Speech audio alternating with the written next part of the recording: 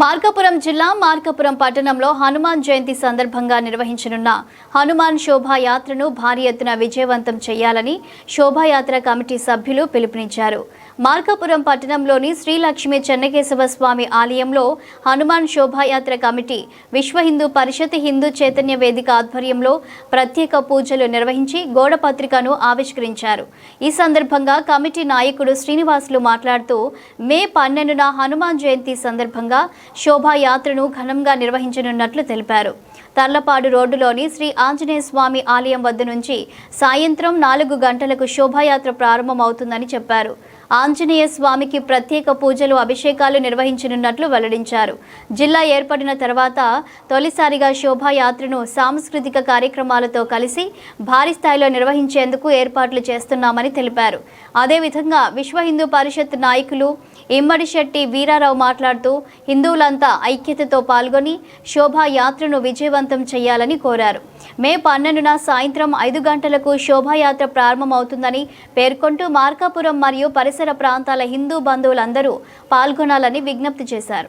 ఈ గోడ పత్రిక ఆవిష్కరణ కార్యక్రమంలో పలు ప్రజా సంఘాల నాయకులు హిందూ సంస్థల ప్రతినిధులు పాల్గొన్నారు. హనుమత్ జయంతి సందర్భంగా హనుమత్ శోభాయాత్రను ఘనంగా శోభాయమానంగా నిర్వహిస్తూ వస్తున్నాం.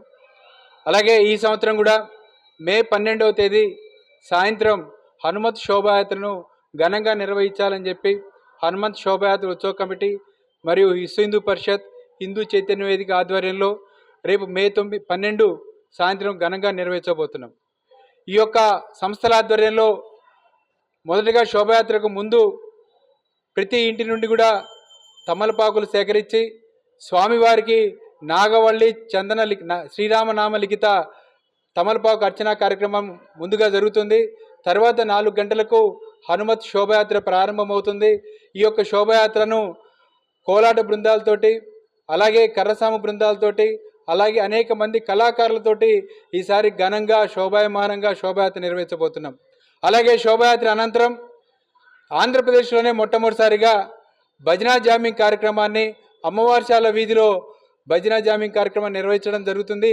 ఈ యొక్క కార్యక్రమంలో మార్కాపురం పట్టణంలోని హిందూ బంధువులందరూ పాల్గొని ఈ యొక్క శోభాయాత్రను శోభాయమానంగా జరిగే విధంగా కృషి చేయాలని చెప్పి ఈ సందర్భంగా ప్రార్థిస్తున్నాం.